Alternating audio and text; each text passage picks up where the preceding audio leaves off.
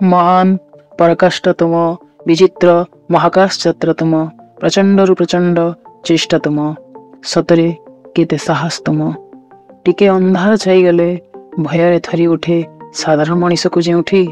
पृथ्वी ठू के जाए दूर महाकाश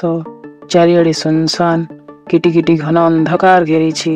रही को भारी प्रिय आम सुनीता विलियम्स को सेठी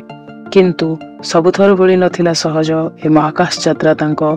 जेउठी 8 दिन थिला रणी समय सीमा सेठी फेरिबा को लागि जीव 8 मास प्राय हेले भी फेरिबे कि नाही कहिवाटा नुहे संभव फेरु फेरु तांको 2025 फेब्रुआरी जे होई जीव हेले फेरिबाटा तांको संभव कि असंभव प्रकृत रे नासा ही जानिथिबो। आईएसएस पहुँचबारे स्टारलाइनर जदि विलंब करे एस्ट्रोनॉट द्वय पृथ्वी को आउ फेरी न पारे कारण जान रे बलका रही आउ मात्र